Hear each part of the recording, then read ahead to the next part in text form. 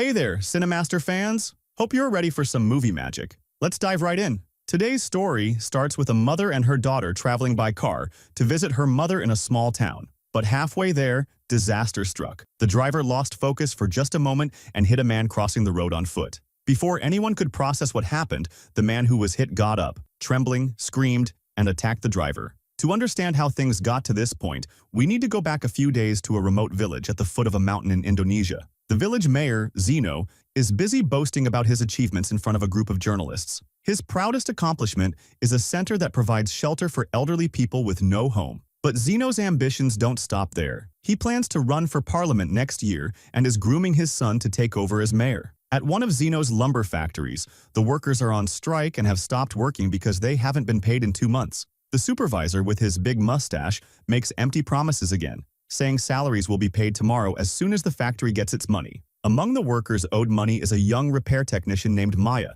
She barely manages to stay quiet because she can't afford to lose her job. She has a younger brother at home who depends on her for everything: school expenses, rent, daily needs. Her salary is crucial for their survival. But Maya's younger brother, Ajay, is very difficult and not easy to deal with. He is convinced that there's no future in their small town, where everything is controlled by their corrupt mayor. After a big fight with his sister, Ajay leaves angrily. The next day, he secretly buys a bus ticket for a faraway place for himself and a friend, planning to travel to the big city to find work without telling Maya. What Ajay doesn't know is that a policeman nearby has been watching them the whole time. That night, Ajay and his friend are ambushed in a dark alley by a group of strangers. Ajay tries to defend himself, but 2 young men are no match for a group of strong, violent men. They are beaten and knocked unconscious. When Ajay regains consciousness, he finds himself being loaded into a transport truck with his friend. They're not alone. The truck is full of other older men, all wearing red bracelets on their arms. The truck drives loudly through the mountains and finally stops at a hidden lumber factory. Ajay and the others are forced out and locked up in a wooden cage. Early the next morning, Ajay is suddenly woken up by a boot pressing on his face. A bald, intimidating man stands over him and says gruffly, "This is your new home. You'll live and work here from now on." Ajay's confused friend tries to protest, but before he can finish, a fellow worker named Hendon rushes in to calm things down. Hendon explains that these people kidnap drifters and bring them here for illegal lumber work. Ajay and his friend look around and see the other workers are exhausted and broken from the harsh treatment. Realizing they have no other choice, they reluctantly accept their tough situation, but the thought of escape never leaves them. While eating during a break, Ajay cautiously asks Hendon if anyone has ever tried to escape. Hendon pauses before answering, saying that a few days ago someone jumped over the fence while the guards were asleep. Before he can finish, chaos erupts. 2 workers try to escape right in front of the guards. Hendon takes advantage of the distraction to knock out a distracted guard, but it costs him. A knife slashes his leg. Ajay and his friend quickly move to help Hendon, dragging him into the dense forest. The guards, now on high alert, raise their weapons and start searching. Luckily, they're so focused on chasing shadows that they don't notice Ajay, Hendon, and his friend quietly hiding behind a tree. But Hendon's injury is much worse than they first thought. Desperate, Ajay remembers a flower said to heal anything. Though he's never tried it, he's out of options. So he quickly grinds its leaves and applies the paste to Hendon's burning wound, causing him to scream in pain. Ajay quickly covers Hendon's mouth, but it's too late. The sound echoes through the forest and draws the nearby guards' attention. In a flash, Ajay and Hendon are unfortunately caught again. Meanwhile, Ajay's friend, watching from a distance, tries to run and escape, but is shot in the stomach by a soldier. Despite his injury, he manages to escape into the mountains, but the blood loss is too much. Alone and exhausted, he collapses and dies on a deserted road. Back at the camp, Ajay's situation goes from bad to worse.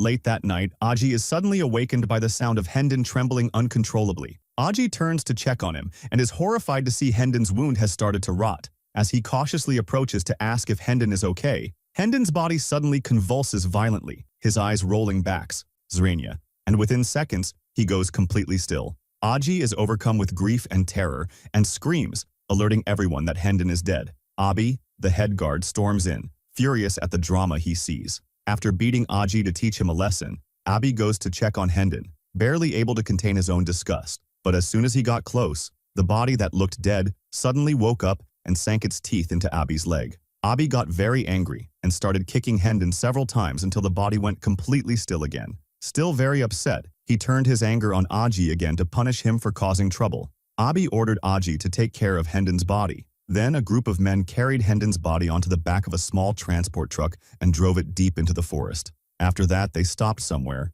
handed Aji a shovel, pointed their weapons at him, and forced him to dig the grave. He had no other choice, so he agreed and did what they told him until the sun began to rise. Aji finished burying Hendon, but just as they were about to leave, Aji froze in terror as the grave he had just dug started to move. Something was struggling to get out of the dirt, and a black figure began to emerge from the ground. The guards thought Aji was joking again, so they pressed a gun to his neck angrily to shut him up.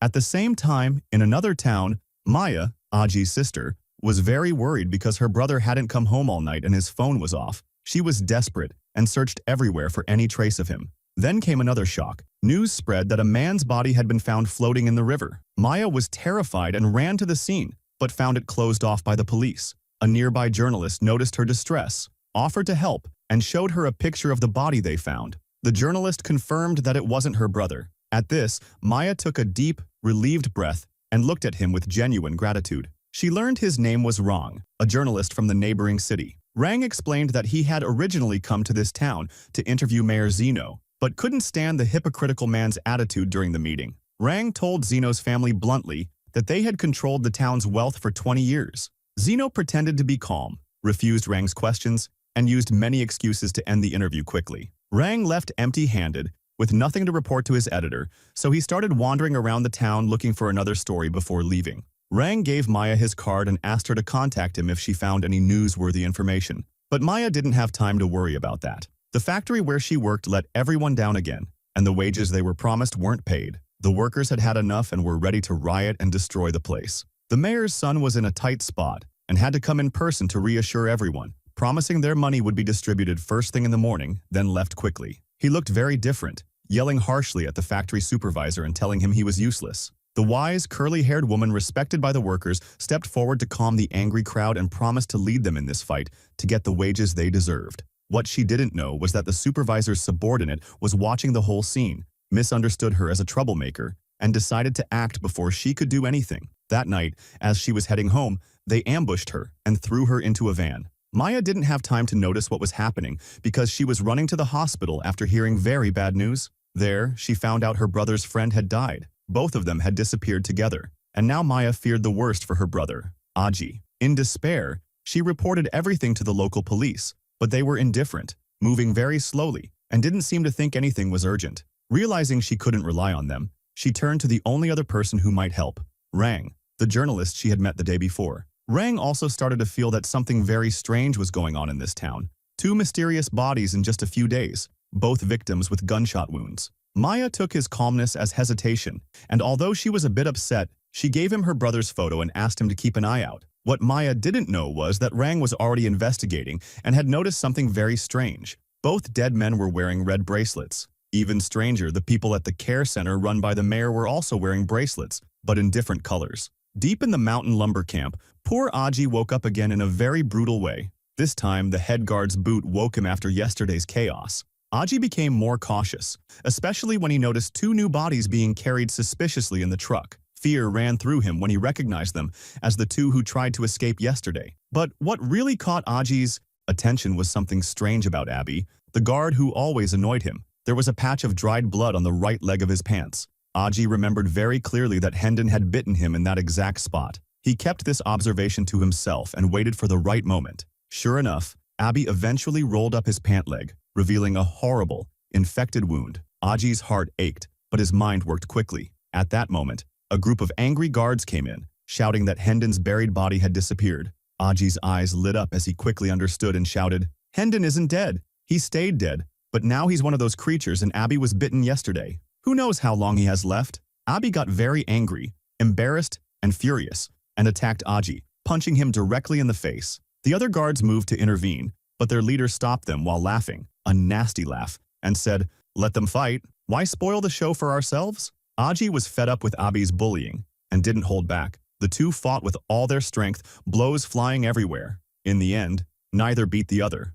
Both were battered and barely able to breathe. The leader got tired of Abby's failure, insulted and humiliated him before ordering Aji, exhausted, to be dragged back to the wooden cage. Late that night, Aji woke up in his wooden prison, feeling terrible and heavy inside. He looked across the camp and saw Abby, and the sight was anything but reassuring. Abi's eyes were red, his body trembling uncontrollably. When their eyes met, Aji felt chills down his spine. Abi noticed Aji staring at him and got angrier, charging toward the cage in a rage. One of the other guards tried to stop him, but Abi knocked him down and continued toward Aji. Now Aji was completely sure that Abi was about to turn. His shouts for help echoed everywhere, causing panic among the other workers. Abi wasted no time, broke down the wooden door with great force, grabbed a large sword, and started slashing wildly left and right. The lifeless one suddenly sprang up and leapt on a guard, sinking his teeth into him. In moments, the bitten guard got up, staggering, his eyes rolling back. The workers' survival instincts kicked in, and they decided to lock themselves back inside the wooden cage,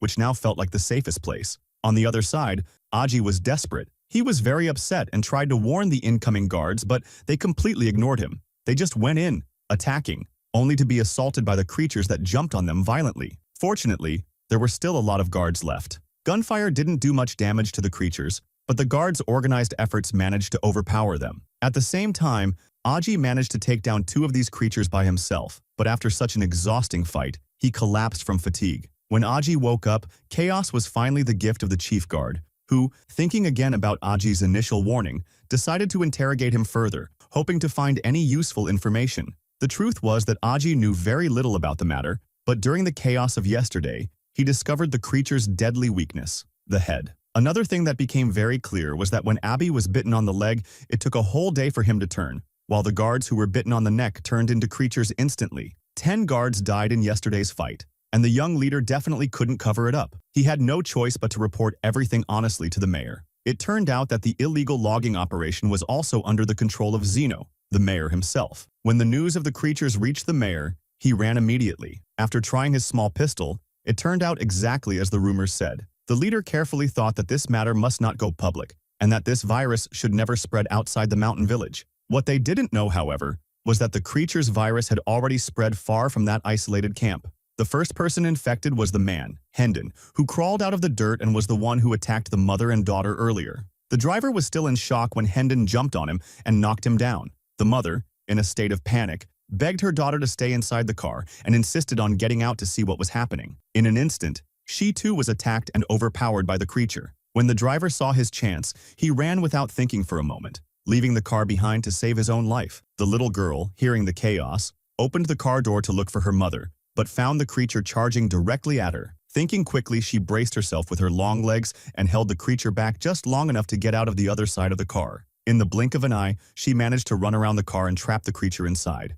At that moment, the girl didn't have time to check her mother's wounds. She dragged her mother into the forest, trying to escape. After walking a bit, she noticed something was wrong because her mother's body started to tremble uncontrollably. Suddenly, her mother turned quickly, looking pale and lifeless, and screamed as she lunged at her daughter. Terrified, the girl pushed her mother away and fell backward, stumbling and screaming in fear. The mother, who had come back to life, wasn't about to stop and quickly moved toward her daughter again. In her terror, the mother's head hit a tree trunk hard. The girl collapsed in fear, not realizing that the creature in the car had already broken the window and jumped out. Not long after, Hendon, following the scent of fresh meat, made his way to a small village in the middle of the mountain. Unfortunately for the villagers, they were attacked without warning and quickly turned into creatures as well. After spending the whole day processing what happened, the little girl finally accepted her mother's death, quickly buried her mother's body while screaming and calling for help, and started descending the mountain. Halfway down, she looked around and saw that the village was full of violent,